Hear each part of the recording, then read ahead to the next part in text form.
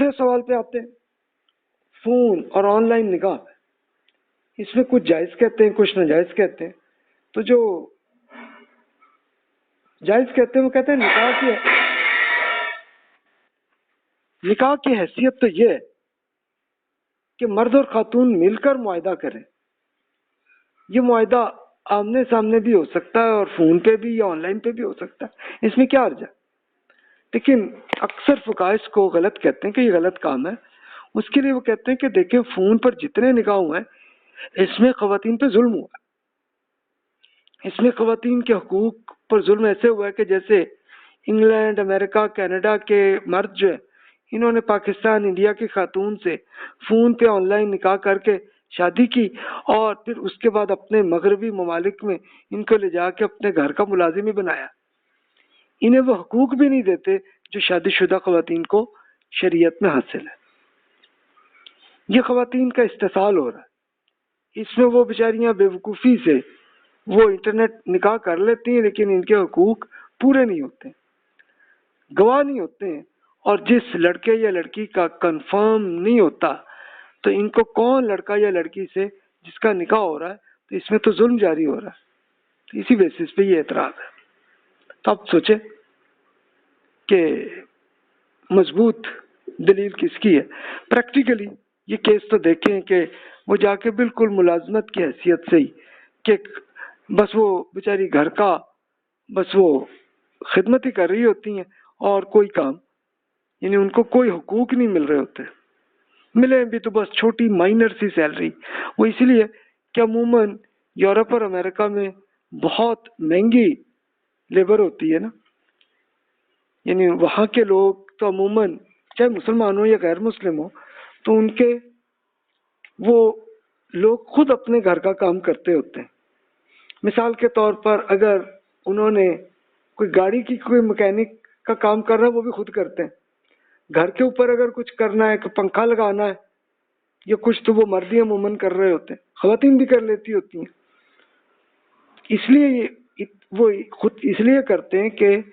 Labour بہت expensive ہوتی ہے، تو اس وجہ سے وہ کرتے ہیں۔ تو وہ کہتے ہیں چلو یار یہ آسان طریقہ، اس سے نکاح کر لو، اگلی آئے گی گھر کا پورا کام کرے گی اور سیلری دینی نہیں ہوگی، تو یہ حرکتیں کرتے رہے۔ تو اس بیسس پہ اب آپ خود فیصلہ کر لیں۔ یہ اصل میں دین میں تو شریعت کے جو احکامات ہیں تو وہ سب کے سب ایتھکس سے متعلق ہیں۔ اب اگلا سوال یہ بڑا کریٹیکل ہے کہ خواتین کا غیر محرم مردوں سے بات کرنا کیا جائز ہے کہ نہیں؟ اور جائز ہے تو کیوں؟ تو جو پہلے جو کہتے ہیں کہ یہ غلط کام ہے وہ اس کے لیے قرآن پاک کی ایک آیت سے استدلال کرتے ہیں، یا نساء النبی لستن کأحد من النساء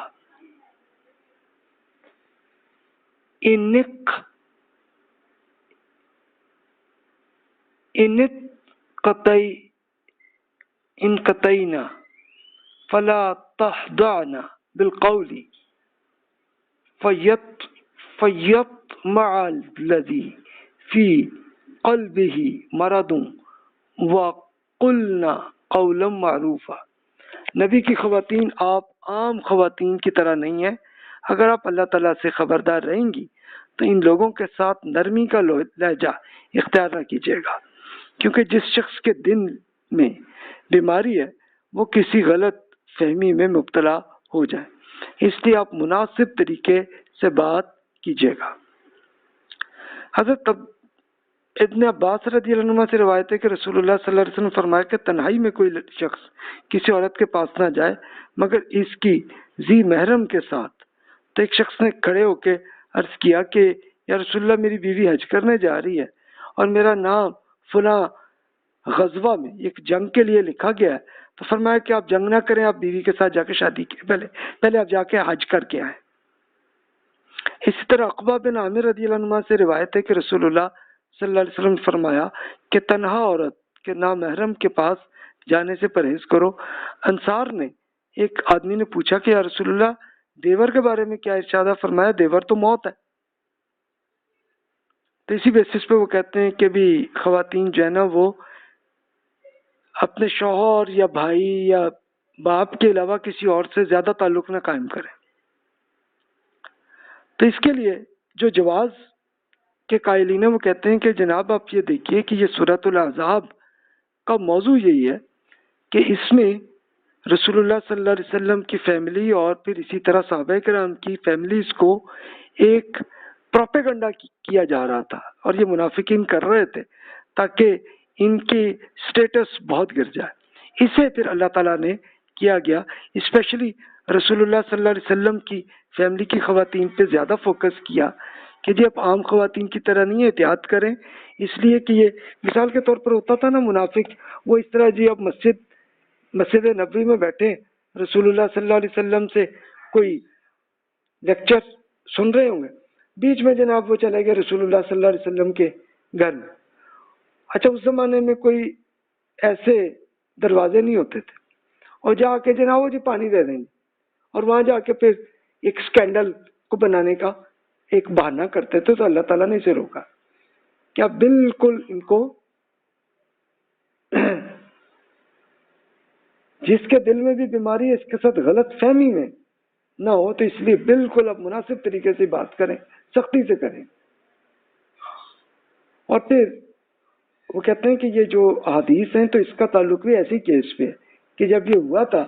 تو جس وقت ان کو سکینڈلائز یا ایون بعض خواتین کو ریپ بھی کیا گیا تھا، تو ایسی حالت میں ان کی سیکیورٹی کو روکنے کے لیے رسول اللہ صلی اللہ علیہ وسلم نے روکا تھا. اب جیسے جن صحابی نے جہاد کے بجائے ان کو حج کا کہا کہ اس لیے تاکہ آپ کی بیگم وہ جو ہے وہ کم از کم سیکیور تو رہے نا، تو اس لیے ان کے ساتھ آپ حج کریں، جا کے جہاد پہ آپ پھر چلے جائیے گا. تو یہ اس بات کی ہے. تو اس کے لیے پھر وہ کہتے ہیں کہ آپ جناب سورۃ النور میں اصل حکم ہے، تو وہ آپ دیکھیے یہ جو آیت سورۃ الاحزاب اور پھر احادیث میں یہ اس کیس میں ہے کہ جب خواتین پہ ٹارگٹ کر کے مختلف سکینڈلز ایجاد کرنے کی کوشش ہو رہی تھی، تو اس موقع کا حکم ہے. تو ابھی بھی اگر ایسی حالت بن جائے تو وہی حکم پہ عمل ہونا چاہیے. پھر تو خواتین کو مردوں کو بھی سیکیورٹی کا اپنا کرنا چاہیے. تو اب دیکھیے ہم سورۃ النور میں دیکھتے ہیں کہ وہاں پہ حکم کیا ہے. اس کا ترجمہ دیکھ لیجئے. اہل ایمان خواتین کو ہدایت کر دیجئے کہ وہ بھی اپنی نگاہیں بچا کے رکھیں، اپنی شرمگاہوں کی حفاظت کریں اور اپنی زینت یعنی اپنا فیشن کی چیزیں نہ کھولیں، سوائے اس کے کہ جو اشیاء ان میں سے ویسے ہی کھلی ہوتی ہیں، اور اس کے لیے اپنی اوڑھنیوں کے آنچل اپنے گریبانوں پر ڈالے رہیں. اپنی زینت کی چیزیں، اپنی فیشن کی چیزیں نہ کھولیں سوائے ان افراد کے. اب یہ وہ ہیں کہ جن کو ایک دوسرے کے محرم ہوتے ہیں، کہ اپنے شوہروں کے سامنے یا اپنے باپ، سسر، بیٹے، سوتیلے بیٹے، بھائی، بھتیجے، بھانجے، اپنی میل جول کی خواتین یا اپنے غلام یا ان ملازم مردوں کی کہ جو خواتین کی خواہش نہیں رکھتے، یا ان بچوں کے سامنے جو خواتین کے پردے کی چیزوں سے ابھی واقف بھی نہیں ہیں. اپنے پاؤں زمین میں مارتے بھی نہ چلیں کہ ان کے چھپے ہوئے فیشن معلوم ہو جائیں. اہل ایمان اب تک کی غلطیوں پہ سب مل کر اللہ تعالیٰ سے رجوع کرتے جائیے تاکہ آپ فلاح پا سکیں. تو یہ اصل طریقہ، یہ حکم سورۃ النور میں بتایا گیا کہ ابھی آپ عام خواتین نارمل حالات ہیں تو تب بھی بس اپنے فیشن ایک تو جو نیچرلی ہوتا ہے اوپر چلو وہ رہے، لیکن ہر چیز نہ دکھائیں، اور باقی یہ بتا دیا تاکہ کوئی بھی آپ کا یعنی آپ پہ کے خلاف کوئی سکینڈل نہ بن جائے، بس اتنی بات. تو یہ ان کی دلیل ہے. تب دونوں طرف سے آپ فیصلہ کر سکتے ہیں کہ یہ احادیث میں اور اس سورۃ الاحزاب میں جو حکم ہے تو وہ کیا نارمل حالات میں یا پھر وہ ایک اسپیشل پروپیگنڈا والے ٹائم کے موقع کے، تو وہ آج بھی ہو جائے تو آج بھی اس سے بچنا چاہیے ہمیں. اچھا مزید پھر وہ کہتے ہیں یہ اگلا وہی سوال آتا ہے کہ ایک مرد و زن کے مخلوط محفلیں جائز ہیں کہ نہیں. تو جو غلط کہتے ہیں تو ان کی دلیل ایک حدیث ہے وہ کہتے ہیں کہ جابر رضی اللہ عنہ بیان کرتے ہیں کہ رسول اللہ صلی اللہ علیہ وسلم فرمایا کہ جن خواتین کے خاوند موجود نہ ہو تو ان کے پاس نہ جائیں، کیونکہ شیطان آپ کے رگوں میں خون کی طرح دوڑتا ہے۔ جابر رضی اللہ عنہ بیان کرتے ہیں، ہم نے عرض کیا یا رسول اللہ آپ کے لیے بھی ایسا ہی ہے؟ آپ نے فرمایا ہاں جی میرے لیے بھی، لیکن اللہ تعالیٰ نے اس پر میری مدد کی ہے اور وہ میرا ہمزاد یعنی جو شیطان پاس ہی ہے جو جن تھا تو وہ مسلمان ہو گیا الحمدللہ۔ تو اس لیے وہ کہتے ہیں کہ بھی یہ اگر شوہر نہیں ہے تو پھر نہ جائیں ان کے گھر۔ اچھا اس زمانے میں دروازے نہیں ہوتے تھے، ورنہ تو خاتون ویسے ہی بند کر کے رکھتی نا، تو وہ سیدھے ہی منہ اٹھا کے اندر چلے جاتے تھے، تو اس کے لیے اتنی احتیاط کی گئی ہے۔ تب جو کہتے ہیں جواز کے لیے وہ کہتے ہیں جی اس کا حکم سورۃ النور میں ہے، اس کا 61 نمبر آیت میں وہاں پڑھ لیں کہ اللہ تعالیٰ نے یہ دی اجازت، جس کے آپ ترجمہ دیکھ لیجئے ابھی۔ اللہ تعالیٰ ان ہدایات سے آپ کے لیے کوئی تنگی پیدا نہیں کرنا چاہتا، اس لیے نہ اندھے کے لیے کوئی حرج ہے، نہ لنگڑے، نہ مریض، اور نہ خود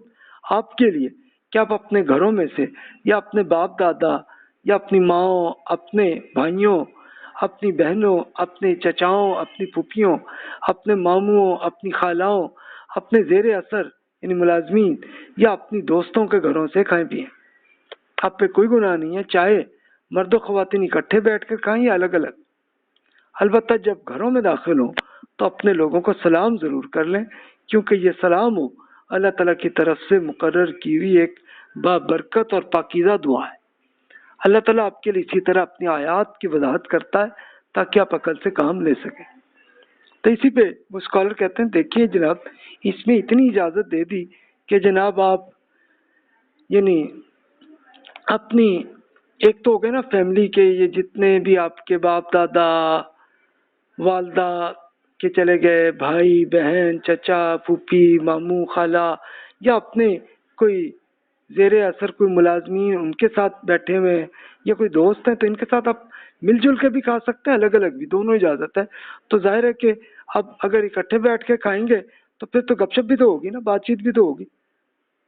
یعنی یہ تو نہیں ہوگی کہ وہاں پہ بالکل خاموش ہو کے دونوں اپنے منہ جو ہے وہ بند کر کے اور پھر کھانا کھا رہے ہو، یہ تو نہیں ہو سکتا نا۔ تو اس لیے وہ کہتے ہیں کہ جناب یہ صحیح ہے، ہاں ایسی حالت اگر لگ رہی ہو کہ جس میں آپ کو یہ خطرہ لگ رہا ہو کہ یار اس میں اگلا جو ہے نا اس کی نیت خراب ہے، پھر ضرور بجائے، مراد یہ